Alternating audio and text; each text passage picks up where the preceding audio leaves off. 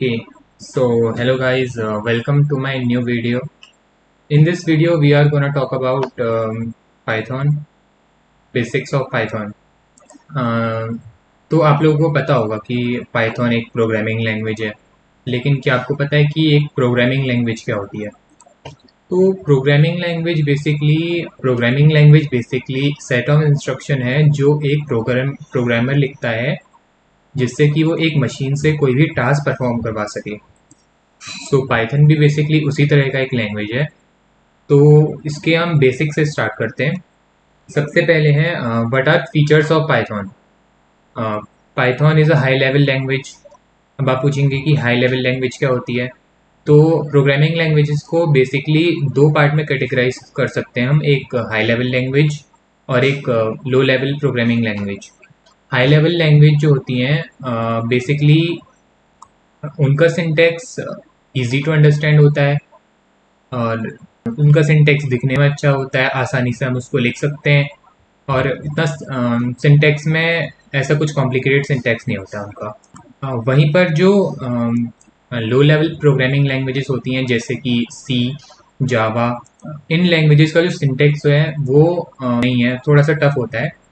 और इनको हम बेसिकली हम मेमोरी एफिशिएंसी के लिए यूज़ करते हैं। जैसे आपने अगर आर्डिनो बोर्ड्स देखे हैं तो उनमें सी लैंग्वेज यूज़ होती है, जिससे कि वो एफिशिएंट होती है और मशीन उसको इजीली समझ सकती है।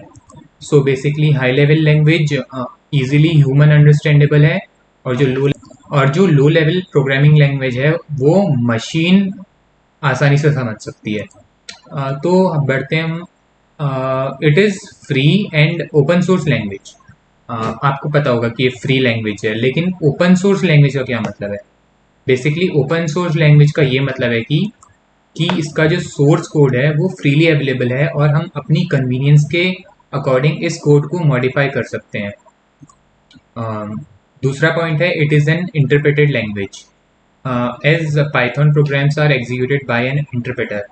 सो बेसिकली एक इंटरप्रेटेड लैंग्वेज है जिसका मतलब है कि पाइथन में लिखा गया कोई भी code line by line execute होता है, जिससे कि ये फ़ायदा होता है कि हम कोई भी लाइन पे एरर, इसको डिबग करना इजी होता है और एरर को फिक्स करना भी इजी होता है। हम बेसिकली दो टाइप की लैंग्वेजेस होती हैं, इंटरप्रेटेड लैंग्वेज और कंपाइल्ड लैंग्वेज। पाइथन एक इंटरप्रेटेड लैंग्वेज है जिसको इंटरप्रेटर कंपाइल करता है। तीसरा पॉइंट है Python programs are easy to understand as they have a clear defined syntax and relatively simple structure. तो पाइथन प्रोग्राम्स का जो सिंटैक्स होता है वो इजी टू अंडरस्टैंड होता है और उसका स्ट्रक्चर बहुत सिंपल होता है, बिल्कुल कॉम्प्लेक्स नहीं होता। जैसे आपने अ, अगर सी का कोड देखा है तो वो बहुत कॉम्प्लेक्स लगता है। पाइथन का सिंटैक्स एकदम ऐसा लगता है कि आप इंग्लिश में ही लिख रहे हो। So like other languages Python भी एक केस सेंसिटिव लैंग्वेज है।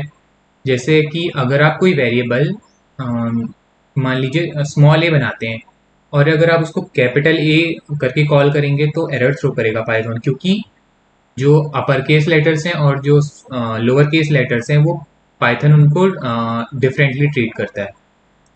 अगला पॉइंट है Python is portable and platform independent. इसका ये मतलब है कि पाइथन जो प्रोग्रामिंग लैंग्वेज है ये कोई भी प्लेटफॉर्म यानी कि कोई भी ऑपरेटिंग सिस्टम पे इजीली रन कर सकती है, जैसे Windows, Linux, Unix, Mac OS,